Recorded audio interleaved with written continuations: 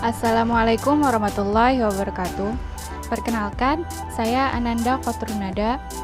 Di sini saya akan menjawab pertanyaan ujian akhir semester dari mata kuliah Sosiologi Budaya. Salah satu cagar budaya yang ada di daerah saya adalah Museum Wayang. Nah, Museum Wayang ini merupakan salah satu museum yang ada di Kompleks Kota Tua. Museum Wayang ini pada awalnya adalah gereja tua yang didirikan pada masa VOC berkuasa. Kemudian gereja ini hancur akibat gempa. Lalu sempat dijadikan gudang oleh suatu perusahaan. Kemudian tidak terpakai lagi. Nah, pada masa kependudukan Jepang dan revolusi kemerdekaan Republik Indonesia, gedung ini tidak terawat. Akhirnya diberikanlah kepada Lembaga Kebudayaan Indonesia dan saat itu namanya adalah Museum Jakarta. Kemudian gedung ini diresmikan menjadi Museum Wayang karena gagasan Gubernur DKI Jakarta ketika beliau itu menghadiri Pekan Wayang II pada tahun 1974. Museum Wayang ini memamerkan berbagai jenis dan bentuk wayang dari seluruh Indonesia, baik terbuat dari kayu, kulit, maupun bahan-bahan lainnya. Nah, di sini ada juga boneka dari luar negeri, contohnya dari Cina dan Kamboja. Sampai saat ini tercatat Museum Wayang mengoleksi lebih dari 4.000 wayang. Wayang-wayang itu terdiri dari wayang golek, wayang kulit, wayang klitik, wayang kardus, terus ada boneka, ada topeng, juga ada alat musik gamelan, dan ada wayang si unyil, ada juga wayang revolusi. Nah, di sana biasanya sering diadakan kegiatan-kegiatan seperti pagelaran atau pameran wayang-wayang.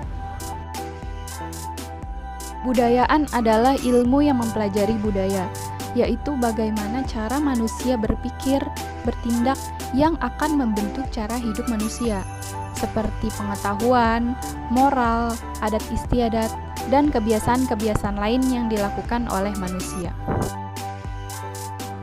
Peradaban adalah keadaan nyata yang terjadi di masyarakat, sehingga dapat dilihat kemajuan dalam segi perkembangan sosialnya. Misalnya dengan melihat kemajuan dari organisasi hukum, terus lembaga politik, sosial, dan agama yang kompleks. Maka inilah peradaban, yang berarti keadaan majunya suatu masyarakat dalam hal jumlah budaya, ilmu pengetahuan, industri, dan pemerintahan.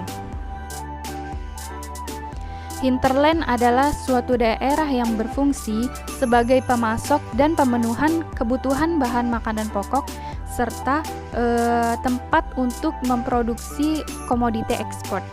Contohnya, ada sebuah desa di Kalimantan Timur menyuplai kebutuhan kelapa sawit untuk industri di Jakarta. Maka, desa ini menjadi hinterland. Kultural determinisme artinya segala sesuatu yang terdapat di dalam masyarakat ditentukan oleh kebudayaan yang dimiliki oleh masyarakat itu.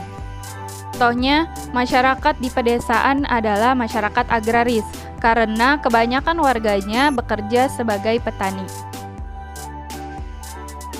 Unsur kebudayaan universal ada 7, yaitu bahasa, sistem pengetahuan, sistem kemasyarakatan atau organisasi sosial, sistem peralatan hidup dan teknologi, sistem mata pencaharian hidup, sistem religi, dan kesenian.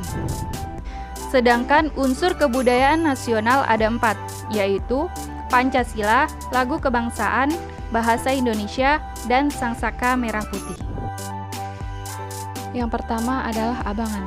Mereka adalah umat muslim tradisional, yang berarti mereka masih menerapkan dogma-dogma ajaran Islam Jawa yang mencampurkan ajaran Islam dengan agama Hindu, Buddha, dan animisme.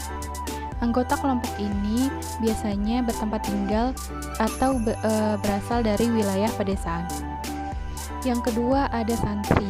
Menurut Graetz, kelompok ini bisa disebut dengan umat muslim ortodoks. Mereka biasanya bertempat tinggal atau berasal dari wilayah perkotaan, dan mereka lebih berorientasi pada masjid dan Al-Quran. Yang ketiga ada kelompok priai.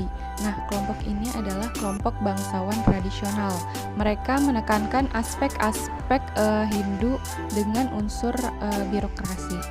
Namun biasanya karena ini kelompok sosial dan bukan kelompok agama, maka terkadang dia tidak termasuk ke dalam kategori masyarakat di atas. Saya sangat mengakui bahwa Islamisasi ini telah berhasil di Jawa karena Islam dipeluk dan dijadikan agama kerajaan oleh pemerintahan Keraton Mataram dan rakyatnya untuk membangun konsepsi teori kenegaraan di Mataram. Islamisasi juga sangat berkaitan dalam perkembangan internasional dalam dunia Islam. Sebuah proses yang terjadi sampai saat ini. Para pedagang Muslim datang ke wilayah kepulauan ini pada abad pertama era Islam. Di dalam buku ini menurut saya adalah Gritz tidak memiliki konsep soal Islam Jawa. Gritz sendiri secara tersurat menyebut bahwa mereka adalah orang-orang yang beragama Islam, tetapi variannya adalah abangan. Ini tampak jelas saat membedakan antara santri dan abangan. Selain dari kadar ortodoksinya dalam menjalankan Islam, kadar ketaatannya dalam Islam pun kurang, terutama sholat. Kaum santri sangatlah taat, sedangkan abangan tidak mempedulikannya. Dan kaum abangan pun orangnya relatif baik terhadap orang lain yang berbeda atau kaum adat kuno mereka. Tetapi kaum santri sangatlah taat dan emosional dalam keimanannya. Dari pembagian yang ada di buku The Religion of Java, tampak jelas aliran ini yang ingin ditancapkannya dalam Islam Jawa versi Gritz adalah santri, abangan, dan priai. Yang ketiga aliran ini aliran agama yang berbeda.